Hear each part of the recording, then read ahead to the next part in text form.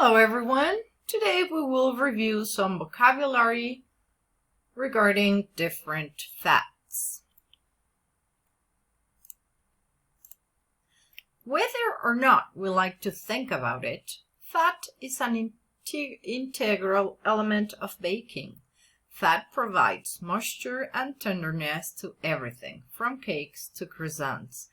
Not to mention, it can also contribute rich flavor, hello butter, decadent mouthfeel, and even help certain baked goods rise effectively.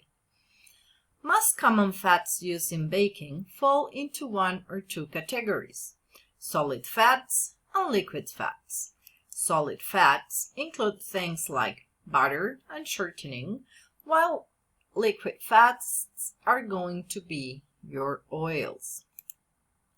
Solid fats. For solid fats, we have butter, shortening, lard, and coconut oil.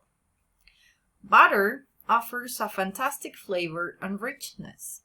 Beyond the obvious fact that buttery flavor is the most wonderful quality to possess, the water content in butter leads to the release of steam during the baking process, and this steam helps to leaven baked goods. Plus, butter, like other fats, inhibits the formation of gluten strands in a dough or batter, ultimately resulting in a tender final product. Shortening.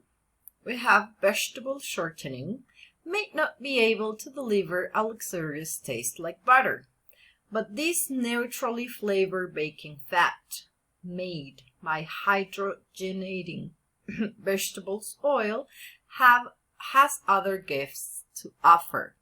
For one, shortening is 100% fat, no water. This makes shortening ideal for baking pie crusts, especially pie crust that will require blind baking, because without that water being released through steams, the crust is less prone to shrink. Then we have lard. Once upon a time, it was a staple in many kitchens. Lard, which is a shortening-like cooking fat made by rendering pork fat. Like vegetable shortening, lard is 100% fat. However, it does have a lower melting point, and it's especially great for baking projects where flakiness is the goal, such as pie crusts and biscuits. Lastly, we have coconut oil.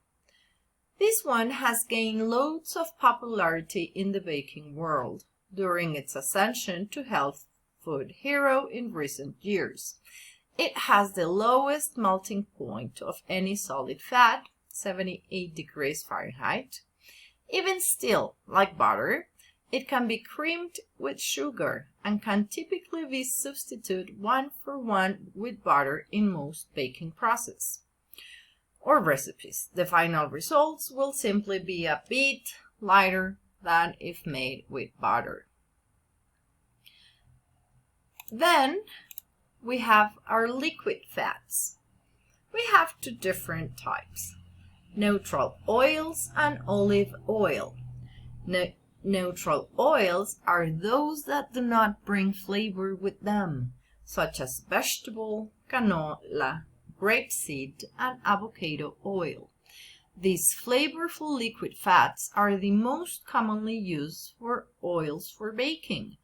Any neutral oil can be substituted for another, so you can use whatever you have on hand. They are all 100% fat and used to add moisture, tender texture, and decadence.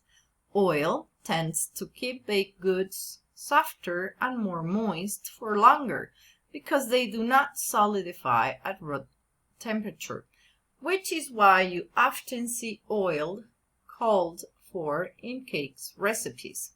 And olive oil, occasionally fruity and flavorful olive oil, is called for in certain desserts, often rustic cakes, to provide a unique, rich flavor. That's it for today, guys. Thank you. See you soon. Bye bye.